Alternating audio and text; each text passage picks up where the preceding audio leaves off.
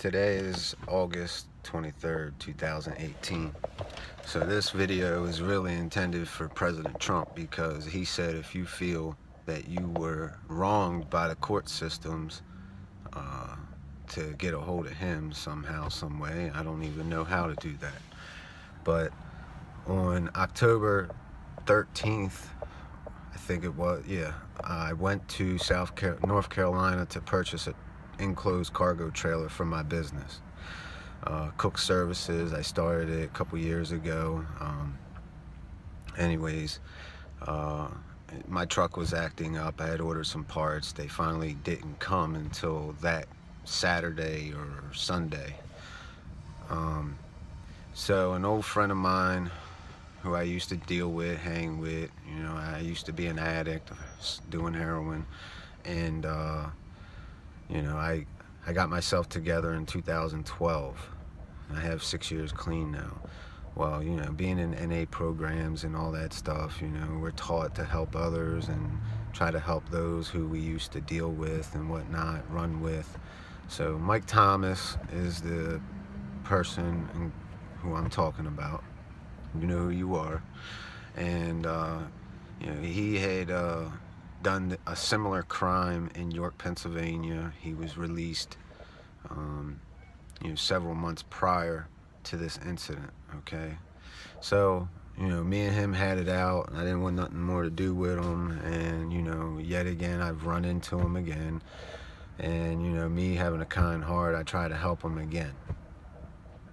Well, he's never got clean. He's always been to jail or prison, whatever. And anyways, so I asked him, I needed another driver. Nick, my stepson at the time, he only had a permit, so I couldn't allow him to drive my car behind me by himself without a licensed driver over 21 or 5. So Mike said he had his license, and he's getting himself together, and I trusted him, trusted his word. I said, look, I'll pay you $250 to follow behind us. We're getting ready to leave now, and we'll be back tomorrow. It's from Baltimore, Maryland to North Carolina and back. Okay, it's like several hour trip or whatever.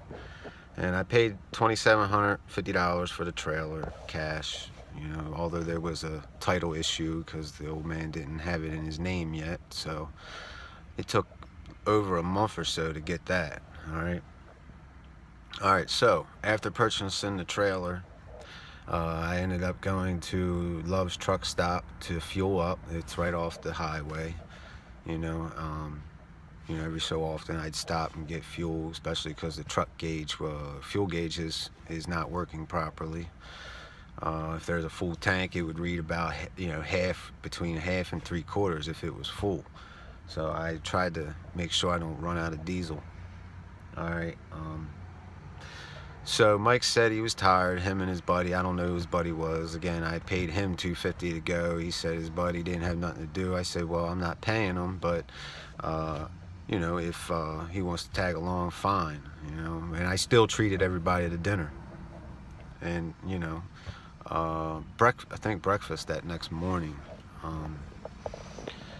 So the next morning, which is the day, the 14th, I think it was, or the 15th, October 2016, that I had purchased a trailer, late morning, early afternoon hours, can't remember, it was right around there.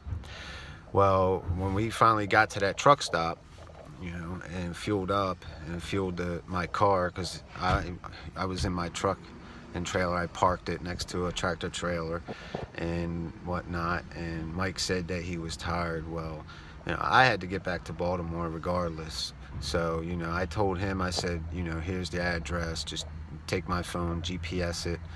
And I already knew the way home. It was straight shot, the highway that I was on, take it to 95 north, and and get right back to Baltimore. You go through Virginia, Richmond, all that, Alexandria, whatnot, and DC, and Baltimore.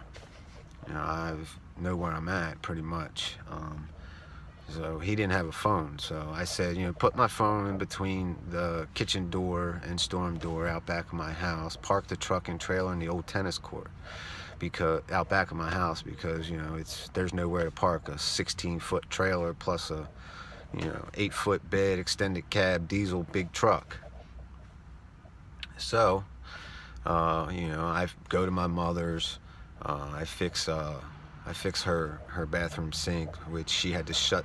I had to explain to her how to shut the main power off, to the water off, because she had a cold water leak, and you know, the knob under there was broke, so if she turned it off from right there, it would still leak.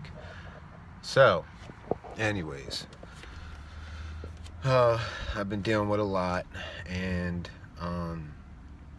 needless to say, you know, when I got home, my phone was there, but the truck and trailer wasn't, okay? Now, I gave Mike Thomas permission to drive the truck and trailer, but come to find out, it wasn't there. So before I called the police, I went to his mother's in Rosedale, Maryland.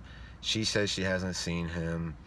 And then, you know, later that Saturday evening, around between 7 and 8, 9 o'clock, something like that. It might have been 6 p.m.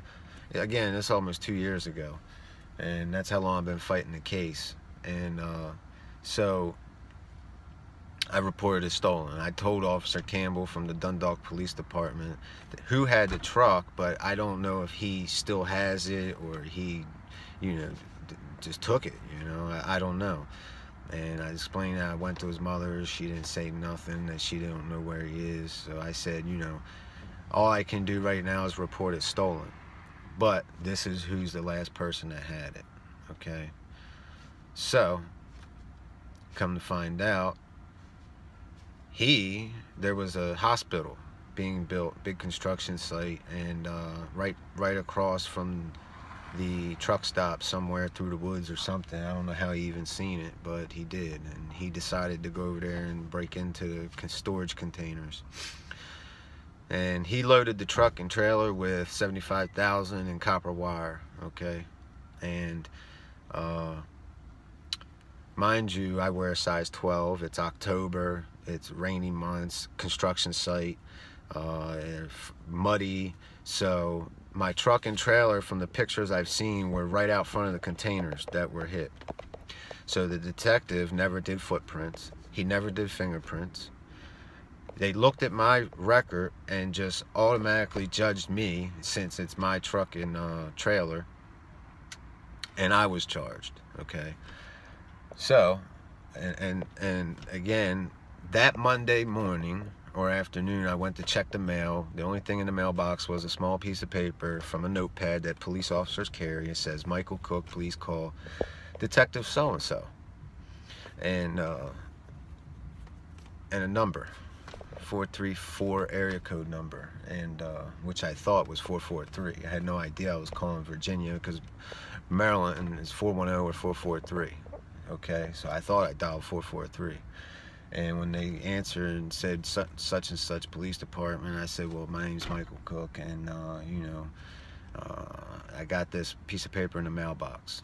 It says to call this number, Detective so-and-so, Moyer, Detective Moyer. I think that was his name. And so now, and again, this is going to be video 1, because I'm at 8 minutes already, 9 minutes. So, so finally, all right, I told him who I was. So she says, all right, well, I'll relay the message. It took that detective about 3 weeks to call me back. And finally, he calls me back, all right? And he's telling me, yeah, we got your truck trailer, you can come get it. So he said, just bring a proof of ownership. That was it. I think he said, do you know anything about a theft? And I said, no, you know. I said, I just went to North Carolina to purchase a trailer, and I came home afterwards.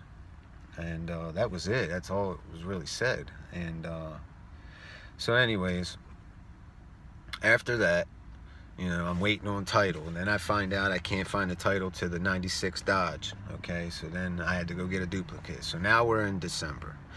All right, now the detective's acting funny. Okay, so I call a lawyer And he said, I asked him, I said, man, can you find out what's going on? And he says, all right, I will.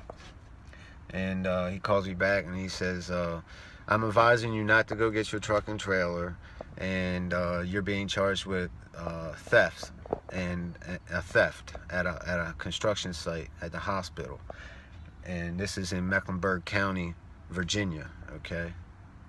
So I said, well, how much would it be to hire you, yada yada. He said, I can't take your case because my wife works for the hospital. It's conflict of interest. I said, okay. So I started looking. I said, well, thank you anyway, sir. I really appreciate you taking the time out to find out what's going on. So I called the police station and I told him, I said, look, if I'm being charged, I'll turn myself in. I just need to hire an attorney first.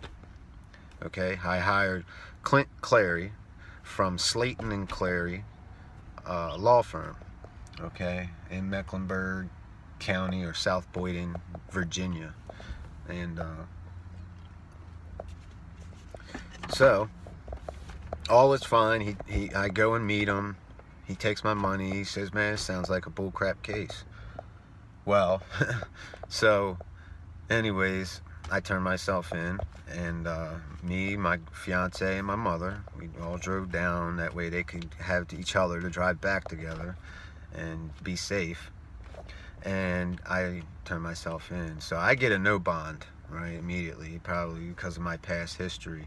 And again, you know, I've got 6 years clean. I had a 10-year drug problem, and that was 16 years ago, and now I have 6 years clean. Every May 15th, I get another year clean.